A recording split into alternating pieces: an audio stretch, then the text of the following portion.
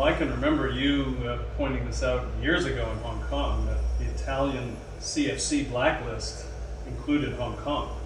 And that when you were first advocating treaties for Hong Kong, and I think you were the first advocate of that, it was with that specific example that Italy was putting Hong Kong in a blacklist, and if Hong Kong had a treaty with Italy, it would be off that list. It's amazing how that's expanded. Success for any financial center really requires that you are part of this global world we live in, and the reality is there is no future, in my view, for a financial center that wants to be an island on its own. And most importantly, it really is not serving the interests of either companies or individuals if the objective is to hide money away from taxation.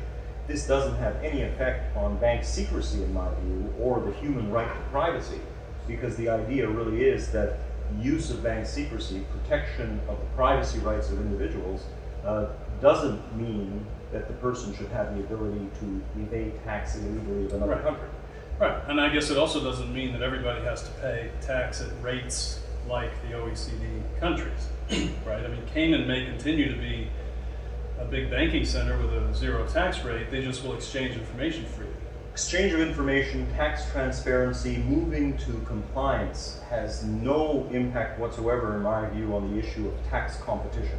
Tax competition is alive and well, and tax competition is a good thing, in my view, as competition always is. Mm-hmm. And it's a discipline on countries in relation to their own tax systems. It encourages flows of activity, just makes a lot of sense. And as the world becomes more transparent, my own view is we'll see more, not less, tax competition. And mobility. I mean, in your experience, which is over many years now, despite your youthful appearance, how sensitive are your clients, or whether companies or individuals, to high taxes? For example, London, the UK has recently raised the top rates 50%. Do you see people now planning to leave the UK and not be taxed there at that rate? It's certainly a related topic to this issue of transparency, because what wealth-owning families are understanding very well now is you only have two choices, not three. Play by the rules of your country or get out of your country. The third choice of sitting in your country and hiding your money somewhere is simply not an option. Right. And as a result, mobility becomes a very important element of planning. And when any country increases its taxes, you're encouraging possibly people to consider whether or not they may be in a better financial position to move.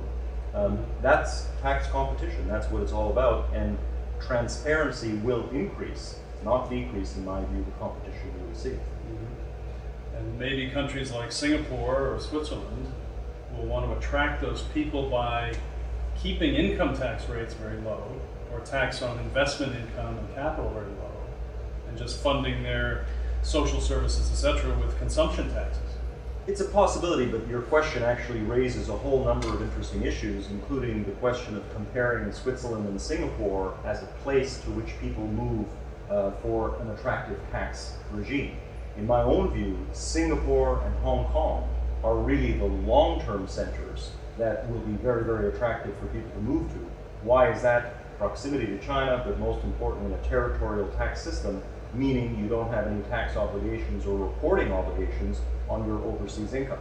In a country like Switzerland, there is a system for people who want to move into Switzerland to retire, and they can have a lump sum tax arrangement. But in Switzerland, this is an unfair system relative to Swiss citizens who are living in Switzerland, because the regime is not available to them. They're paying tax on a worldwide basis. That actually led to the canton of Zurich early this year voting to get rid of the lump sum tax system. And now there's a debate in Switzerland as to whether other cantons in Switzerland will get rid of the system, and possibly the whole country moving to get rid of it. But the UK has recently brought something like that in for non-domiciliaries, right? Well, what the UK has done is changed and adapted some of its pre-existing rules on the different treatment between people who are resident domiciliaries versus resident non-domiciliaries. And what the UK has introduced is a charge of £30,000 a year after a certain period of residence in the UK for those who are claiming non-domiciliary status. Right. So the UK system generally has remained in place, and the UK, for someone who is not domiciled there as opposed to resident, is a very attractive place to live. My own view, long-term, politically, it's very difficult for a country like the UK, like Switzerland, to have a system where a foreigner is treated from a tax perspective much better than a local person. Notwithstanding that it's a very important contribution to the economy, notwithstanding all the benefits this brings, I just feel that politically it's difficult to sustain.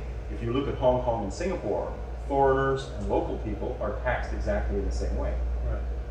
Now, let me just ask you one more thing, and I think then we'll wrap up, because time's getting a little short.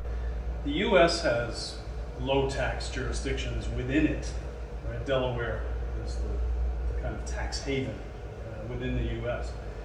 Why doesn't that, get more attention in this fight against tax havens? Well, I'm glad you asked that question, because fingers are pointed to the usual suspects, and there's a lot of publicity about Switzerland and Liechtenstein and Dubai and Singapore and Cayman, a number of other havens.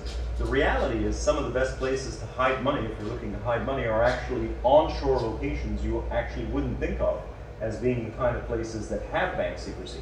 The U.S. has bank secrecy. The U.S. has the possibility of setting up, as you say, entities in Delaware and also in other states with very minimal reporting requirements. There's protection of information that flows from banks relating to foreign individuals. There are protections against that information flowing to the tax authorities. But we're seeing a changing world, and the Obama administration is a different administration than was in place in the past. And my view is we're going to see some progress on all countries around the world moving towards transparency.